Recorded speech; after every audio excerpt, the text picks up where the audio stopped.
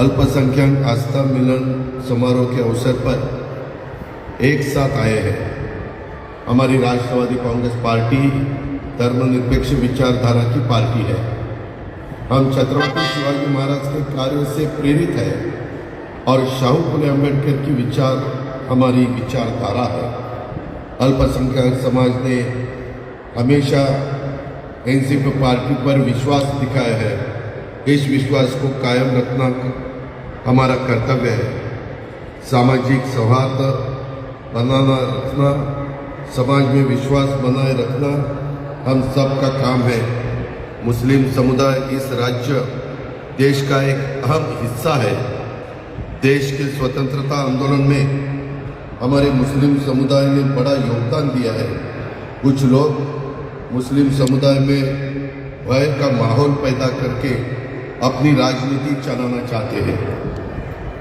मैं आप सभी अल्पसंख्यक भाइयों बहनों को आश्वस्त करना चाहता हूं कि हम सबको एक साथ लेकर शासन करने की कोशिश कर रहे हैं। प्रदेश के हर व्यक्ति की सुरक्षा की जिम्मेवारी हमारी सरकार की है। इसलिए आप बिना किसी पूर्वाग्रह के हमारे सरकार से उम्मीद कर सकते हैं। शिवाजी महाराज की सेना में मुस्लिम सरदार और सैनिक थे।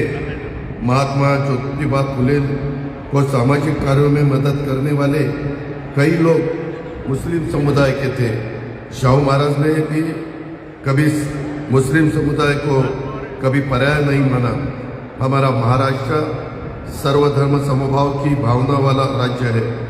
राष्ट्रवादी कांग्रेस पार्टी बहुजनों की अल्पसंख्यकों की प्रतिनिधित्व करने वाली पार्टी है। इस सरकार में शामिल होने के लिए हमने विभिन्न सामाजिक समूह के विधायकों को कैबिनेट में लिया है, पद दिया है। हमने अल्पसंख्यक समुदाय में हसन मुशर्रफ साहब को मंत्री बनाया है। अलग अलग बहुत जगह इवन पार्टी में भी हमने ज़्यादा करके बहुत से डिस्ट्रिक्ट में जो प्रेसिडेंट बनवाए हैं, वो उसमें आपने अगर देखा तो Buldhana district Rashtrawadi Congress party Buldhana district के प्रेसिडेंट नजीर काजी साहब है। हमारे परभणी के प्रेसिडेंट बाबा जानी दुरानी साहब है। नांदेड़ के कार्याध्यक्ष फिरोज पटेल साहब है। परभणी के कार्याध्यक्ष नासिर शेख साहब है। लातूर ग्रामीण में हमने डॉक्टर अफसर शेख को प्रेसिडेंट बनवाया है। वासिम में यूसुफ पुंजानी को हमने वासिम डिस्ट्रिक्ट का प्रेसिडेंट बनवाया है। मोहम्मद तारिक सामी को हमने यवतमाल डिस्ट्रिक्ट का कार्याध्यक्ष बनवाया है। हमारे पिंपरी चिंचवड में फजल शेख को हमने वहाँ का कार्याध्यक्ष बनवाया है। सोलापुर शहर में जुबैर बागवान को, कोल्हापुर शहर के अध्यक्ष आदिल फराज है। सांगली शहर के कार्याध्यक्ष जमील बागवान है और अकरम पटेल हमारे संभाजीनगर के कार्याध्यक्ष है। अब्दुल अजीज जालना के शहर अध्यक्ष है। अरशद अमीर उत्तम मध्य मुंबई जिलाध्यक्ष है। मेरा मतलब इतना ही है कि आपने अगर देखा तो खाली हम बात नहीं करते, हम वैसा करके दिखाते हैं। मैं हमेशा महाराष्ट्र को बताता हूँ, मैं जो करना चाहता हूँ वह वैसा ही बोलता हूँ और जो बोलता हूँ वैसा ही करके दिखाता हूँ। ये राष्ट्रवादी कांग्रेस पार्टी की हमारी ये कोशिश रहती है। अगर हम सबके साथ लेकर चलेंगे तो मुझे विश्वास है विकास कार्यों में सभी समाज को अपेक्षाएं और आकांक्षाएं दिखेगी। कुछ दिन पहले बाबा सिद्दीकी ने अपने पार्टी में शामिल हुए। अभी उन्होंने उनका खुद स्पीच आपने सुना।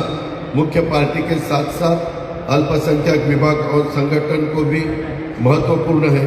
इसीलिए इस विभाग के पदाधिकारियों को अपने मुद्दे को, समस्याओं को लेकर समझाने में उन्हें कैसे हल किया सकता है, इस काम पर भी हमारी ज़्यादा ध्यान रहेगा।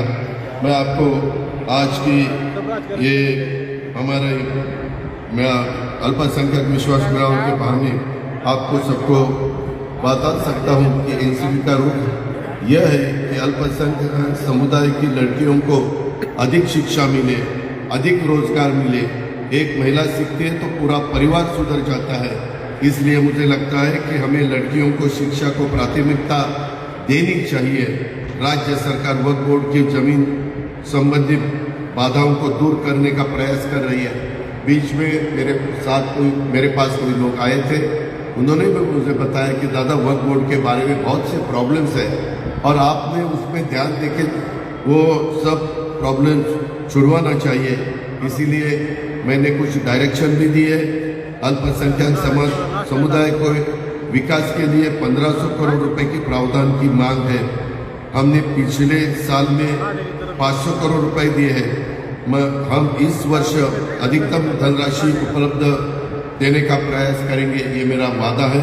आप उसमें बिल्कुल भरोसा रखो। आपको नांदेड़, नागपुर, मालेगांव, सोलापुर में उर्दू घराने स्थापित किए गए हैं। इसी तर्ज पर हमारी सरकार का इरादा है छत्रपति संभाजीनगर, धुले, मुंबई, भिवंडी, परभणी में उर्दू हाउस स्थापित करने का हम सोच रहे हैं। दोस्तों, आखिरकार मैं आपको बताना चाहता हूँ, मैं अपनी बात का पक्का आदमी हूँ। मैं किसी से झूठा वादा नहीं करता।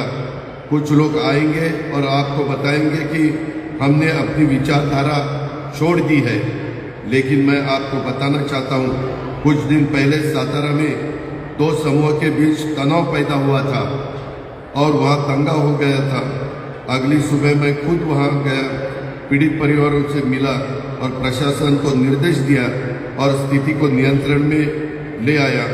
जब तक मैं यहाँ हूँ, आप डरो मत, हम सभी कानून का पालन करने वाले लोग हैं। मेरा आपसे कहना है कि महाराष्ट्र में कानून का राज होगा और किसी के साथ अन्याय नहीं होगा। मैं आपके विश्वास को बिल्कुल टूटने नहीं दूंगा, ये मेरा आपसे वादा है। अपने ये सब बताते हुए मैं थोड़ा सा आपके साथ मराठी में बात करना चाहता हूँ। मित्रांनो, साधारण मला काय वाटतं ते मी तुम्हाला हिंदीमध्ये सांगण्याचा प्रयत्न केलेला आहे। मला एक गोष्ट सांगायची की लोकसभा आणि विधानसभेमध्ये NDAच्या बरोबर जाण्याचा आम्ही निर्णय घेतलेला आहे। महाराष्ट्रामध्ये महायुती, त्याच्यामध्ये शिवसेना आहे, राष्ट्रवादी काँग्रेस आहे, भाजप आहे आणि रामदास आठवले वगैरे इतर मान्यवर आहेत। काही लोकांना वाटतं, काही कार्यकर्त्यांना वाटतं की ठीक आहे, लोकसभा विधानसभेच्या निमित्तानं हे घडेल। महानगरपालिका, नगरपंचायत, नगर परिषद, जिल्हा परिषद, तालुका पंचायत इथं काय होणार? कारण माझ्या शहरी भागामध्ये कॉर्पोरेशन आहे, तिथं आता माझ्या काही महिला भगिनींनी आपले विचार मांडले आणि त्यांना वाटत असतं की आम्हाला संधी मिळाली। मित्रांनो, पाठीमागं 15 वर्ष महाविकास आघाडीमध्ये काम करत असताना काँग्रेस आणि राष्ट्रवादी काँग्रेस हे पार्लमेंट आणि असेंब्लीमध्ये एकत्र निवडणुका लढवायची, परंतु लोकल बॉडीज, स्थानिक स्वराज्य संस्थेमध्ये आम्ही आपल्या आपल्या पक्षाचे उमेदवार त्या ठिकाणी द्यायचो। मी आपल्याला या निमित्तानं सांगू इच्छितो की त्या भागातल्या स्थानिक स्वराज्य संस्था निवडणुकीमध्ये स्थानिक पातळीवर निर्णय घेण्याचे अधिकार राष्ट्रवादी काँग्रेस पक्षाने पूर्वीच जाहीर केलेले आहेत। त्यामुळं इच्छुक नगरपालिका सदस्य, जिल्हा परिषद सदस्य, तालुका पंचायत सदस्य या सगळ्या मायनॉरिटीच्या असू द्यात, ओपन कॅटेगरीच्या असू द्यात, वेगवेगळ्या समाजाच्या असू द्यात, त्यांना सगळ्यांना मला सांगायचं आहे की याची नोंद आपण निश्चितपणे घ्यावी, अशा प्रकारची माझी आपल्याला सगळ्यांना विनंती आहे। मधल्या काळामध्ये मीरा भाईंदरमध्ये देखील काही मुस्लिम बहुल परिसरामध्ये एक प्रतिष्ठानच्या निमित्तानं 2 दिवसापूर्वी 2 समाजामध्ये वाद झालेला होता। त्यावेळेस ताबडतोब माझ्या कानावर ही गोष्ट आल्यानंतर डॉक्टर आसिफ शेख आणि इतर सरकारी मित्रांनी सांगितलं की दादा, आता 26 जानेवारी पण आहे आणि त्याच्यामध्ये आणखीन काही प्रश्न निर्माण होतील, त्याच्यातून मिरवणूक काढली जाते। ताबडतोब त्याच्यामध्ये मी तिथल्या पोलीस ऑफिसरांना सांगितलं की मी डेलिगेशन पाठवतो, त्यांना भेटा, त्यांना भेटल्यानंतर त्यांना विश्वास द्या आणि त्यांना खात्री द्या की कुठल्याही परिस्थितीमध्ये तिथं तणाव राहणार नाही। लॉ अँड ऑर्डर चांगली राहण्याच्या करता सातत्याने माझा गेल्या 25-30 वर्षामध्ये प्रयत्न राहिलेला आहे। मित्रांनो, मी आपल्याला आज देखील ग्वाही देऊ इच्छितो, इथून पुढच्या काळामध्ये देखील राजकीय वाटचाल करत असताना कुठल्याही घटकाला, मग तो मागासवर्गीय असेल, तो आदिवासी असेल, तो अल्पसंख्याक असेल, तो त्या ठिकाणी ओबीसी असेल किंवा कुठलाही भटका समाजाचा असेल, त्याच्यामध्ये मी पुन्हा सांगतो, उद्याच युगपुरुष छत्रपती शिवाजी महाराजांची जयंती आहे. मगाशीच आम्ही आल्या त्यांना हार घातला. उद्या देखील जिथं महाराजांचा जन्म झाला तिथं सकाळी राज्याच्या वतीनं अभिवादन करण्याच्या पुढं, त्यांच्या पुढं नतमस्तक होण्याच्या करता मुख्यमंत्री आणि आम्ही सगळेजण जाणार आहोत. आपण शेवटी सगळ्या समाजाचे जे सण आहे, जे उत्सव आहे, ते अतिशय खेळीमेळीच्या वातावरणात आनंदाने साजरे करायचे. तीच युगपुरुष छत्रपती शिवाजी महाराजांची शिकवण आहे, तीच स्वर्गीय यशवंतराव चव्हाण साहेबांची शिकवण आहे आणि त्या शाहू फुले आंबेडकरांच्या विचारधारेतनंच महाराष्ट्र पुढे चाललेला आहे. त्यामुळे माझ्या तमाम बंधू भगिनींना मी विश्वास देऊ इच्छितो की आपण काळजी करू नका. आज देखील जे ठराव इद्रिस नाईकवाडींनी मांडले आणि त्याला बुरांनी अनुमोदन दिलंय, तुम्ही सगळ्यांनी हात वर करून पाठिंबा दिलाय. राज्याचा उपमुख्यमंत्री या नात्याने ते वेगवेगळ्या ठरावाच्या संदर्भामध्ये मी फार बारकाईनं लक्ष घालीन आणि तुम्हाला मदत करेन. आणि जाता जाता मी एकच गोष्ट सांगतो की मित्रांनो, आम्ही याच्यामध्ये एक निर्णय घेतलेला. मगाशी काही माझ्या सहकारी मित्रांनी सांगितलं, मुलींच्या बाबतीमध्ये कॉलेजेसमध्ये बऱ्याच मुली कॉलेजला जात नाही. का तर त्या म्हणतात की आमच्या आईवडिलांचं तेवढं उत्पन्न नाही आहे, आईवडिलांची मर्यादित आर्थिक उत्पन्न असल्यामुळं आम्हाला त्या शिक्षणाची फी परवडत नाही आहे आणि त्याच्यामुळं गळतीचं प्रमाण 10वी-12वीच्या नंतर मोठ्या प्रमाणावर मुलींच्यात पाहायला मिळतात. आपल्या मुस्लिम मुलींच्यामध्ये देखील पाहायला मिळतात. आम्ही त्याच्याबद्दलचा निर्णय घेतलेला आहे.